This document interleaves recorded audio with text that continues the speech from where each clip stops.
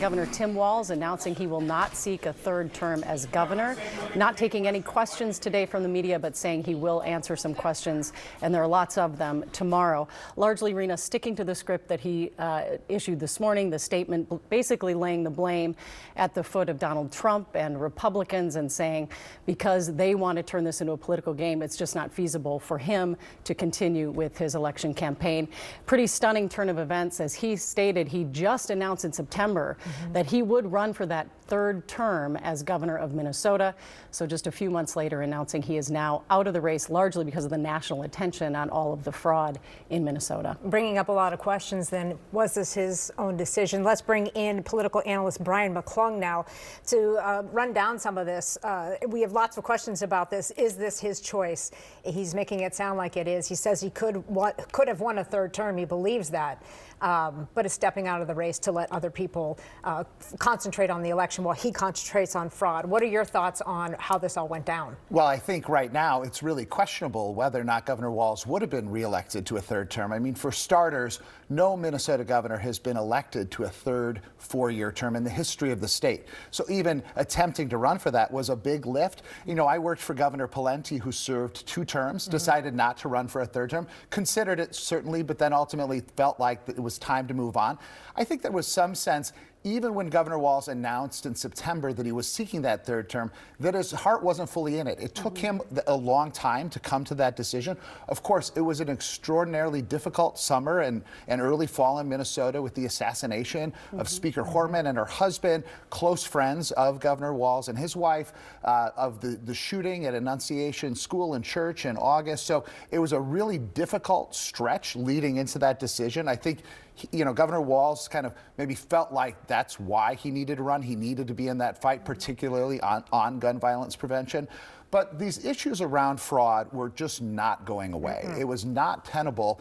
And every time the state agencies and the U.S. Attorney's Office are going to uncover more fraud, and there is more to come. Yes. There is no question that we are not done learning about the extent of fraud in Minnesota. It was going to come back to Governor Walz over and over and over again, and it was going to make it very difficult for him to try to campaign on anything else in this election year. Do you think it was his decision, or do you think there was a lot of pressure placed on him to step out of this race? We know he met with Senator Amy Klobuchar yesterday. You know, something like this, you've got to think ultimately was the governor's decision, right? You're talking about somebody who's a 12-year member of Congress, a 2-term governor of Minnesota. The party and his colleagues are going to give him a lot of leeway to make up his mind. But I'm sure that there were many people saying to him, are you sure this is tenable? And if you're on the ballot and all of these fraud allegations keep piling up, what is that going to do to the rest of the ticket? What's that going to do to Democratic chances in the Minnesota legislature or that open U.S. Senate race? So I think there were certainly Democrats that were saying to Governor Walz, you need to reconsider this. You need to think about it. But at the end of the day, I got to think it was his call. So what does this mean now for the race? Should I've seen a lot of talk about how this is actually a good thing for the DFL, and GOP supporters were celebrating, but they're saying, hold on now, because if Amy Klobuchar runs for that seat, it's likely game over in this race, and Walz maybe would have lost. You know, it's never game over, though, and this is Minnesota, and our politics are always weird, right? We ended up with a tie in our state House of Representatives. We've elected former SNL cast members to the U.S. Senate and professional wrestlers as governor. I mean, we do wild things in Minnesota. So I don't think it's game over regardless of who the candidate is. That said, Amy Klobuchar is the most popular politician in the state. She's, got a track record. She was first elected in 2006 when Governor Pawlenty, my old boss, was reelected governor. So she is a known quantity. She works hard. People know her. And I think she would for sure clear the Democratic field. But I think Republicans have a number of solid candidates running for governor. So I expect, the voters are going to look at this and say, can we really trust any Democrat to come in and solve this after what's happened over the last decade or so with these things? And keep in mind that these fraud issues are not just a Tim Walz problem. This started under Mark Dayton with the child care program, and we saw allegations and people who were arrested and convicted back then. So this has been going on a long time. And like I said, we're going to see more of it in the coming months. Do you think that Amy Klobuchar gets a pass in the sense that she is not connected to our state politics? So she is a Democrat that did not have anything to do with the fraud. Does that give them a leg up? It helps her, right? I mean, because she's been outside of that. She's, been in Washington, D.C. So, yeah, I think that helps position her relative to, for example, if Lieutenant Governor Peggy Flanagan wanted to run for governor. Now, of course, she's in the Senate race right now for the open seat that Tina Smith is leaving. But if she were to try to run for governor, these allegations and issues would dog her all the way through, as well as part of the administration. So for sure, Senator Klobuchar coming in from an outside perspective, gives her a little bit of a clean slate. But I think you're going to see voters just broadly questioning whether maybe it's time to change things up in Minnesota. We've had Democrat governors for the last 16 years with Mark Dayton and Tim Walz. Maybe it's time to have a different set of eyes, a different party in office there to clean things up. So I think that's part of what we're going to see during the campaign over the course of this year. Well, because Republicans have not won a statewide race in almost 2 decades, it would seem, I think people perceive Minnesota as a deeply blue state. Would you say that's true or not? No, because you have to keep in mind, again, the Minnesota House, 67 Republicans, 67 Democrats. The Senate, 34 Democrats, 33 Republicans, 1 seat difference in the entire legislature. Our congressional delegation, 4 Republicans, 4 Democrats. So on a whole, it's a very closely divided state. What happens is that in these off-year elections, in the governor's races in particular, Democrats do a better job of running up the numbers in Minneapolis and St. Paul and the surrounding suburbs, and in places like Duluth, where they have kind of core constituencies. So Republicans are going to have to nominate somebody and do a better job of winning back, especially in the outer suburbs, and then coming into the second and third ring suburbs. Places like Eagan, Eden Prairie, Woodbury, places that used to regularly elect Republicans that haven't over those last 20 years. And if they can find the candidates who can appeal and win in those places, then I think Republicans can win statewide. Let's just, go ahead. Let's just say it is Amy Klobuchar. She wins the election, let's say. Then we have 2 Senate seats, one that just went up for election. We don't know who's going to win that one. Then she gets to appoint, if she becomes governor, that second seat. Yeah, so we have the Lots potential. Of dominoes. We're speculation right now. A lot of turnover, right? I mean, already starting off with right now, with Governor Walz not running again, an open U.S. Senate seat and an open governor's race in the same election cycle. So that alone is very rare. Huge. That your 2 major statewide offices are open seats. So that creates, the atmosphere for some wild politics.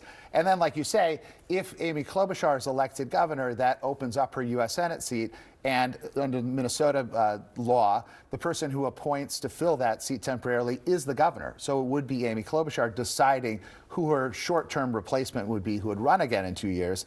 And that's fraught with issues. In 1978, Republicans won all of the statewide races when then Governor Wendy Anderson resigned, then was appointed by his lieutenant governor, who became governor, Rudy Perpich, to the U.S. Senate, and people felt like he appointed himself to the Senate, and that didn't stick well with a lot of people, and so Republicans benefited from that mood. So I do think that Amy Klobuchar, anybody in that kind of situation, is going to be very careful and thoughtful about who they might appoint to that seat, because they don't want it to be perceived that they're self-benefiting in some manner, and so with something like that. These rumors that she's just going to appoint Tim Walz to her seat, you think are?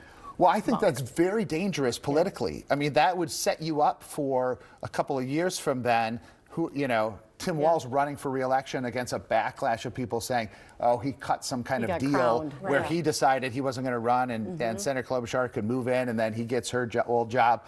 I mean, that would be fraught. Not popular. That would be fraught with concern. Who would you put in the top 2 or 3 that you think might be named? Well, I think you have to kind of think about some of the folks who have a statewide constituency and appeal in the Democratic Party already.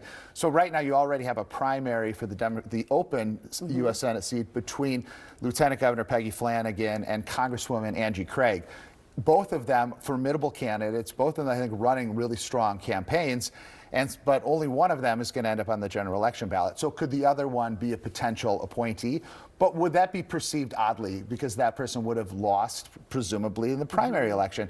You also have some of the members of Congress who I think would be appealing to Democrats. People like Congresswoman Kelly Morrison, who's relatively new in this western suburban congressional district, but served in the legislature prior to that and has a lot of friends and support in the Democratic Party. So those are a couple of people that come to mind as you already start to speculate on that next future thing. And I just have one more question, then we're going to go to Danny. But when you look at the Republican Party in Minnesota and you see someone like Mike Lindell at the top of the ticket, and there's so many candidates outside of him, Trump kind of gave him a nod, not an endorsement. Do you think the Republican Party is organized enough? Do you think they will all coalesce behind one candidate when it comes down to it? Or is there going to be a fairly fractured Republican Party going into this? Well, we'll see. I think the question is, are the delegates to the state Republican convention, who are, the truest believers, right, the kind of the hardest of the hardcore, are they more interested in kind of ideological purity? Or at this stage, are they interested in winning? And are they willing to back a candidate who might not be the most conservative choice, but is maybe more likely to win in November? And if that's the case, then I think they lean towards candidates like Speaker Lisa Demuth or State Representative Kristen Robbins or some of these other people who are established, solid conservatives, but might have taken votes that didn't align every single time with some of these values or beliefs, as opposed to a Mike Lindell who's never held elected office, so he can just kind of come in and say whatever he wants and run like that. The track record of the Republican delegates has not been towards electability. I mean, they have mostly just gone for the person they thought was the truest, purest conservative. And if you do that in a state like Minnesota, you're not going to win statewide. So that's going to be the question. And then the secondary question is, let's say the party convention endorses somebody like a Mike Lindell or somebody who's kind of outside of the mainstream. Can a more mainstream centrist Republican win in a primary? And that's never happened, right? So there's no track record of that, but there's a first time for all of these things. And as we've seen, this is already a pretty unsettled election year in Minnesota. So we'll see how that goes. But I would, tell my fellow Republicans, like, this is as good a chance as you're going to have to win statewide races.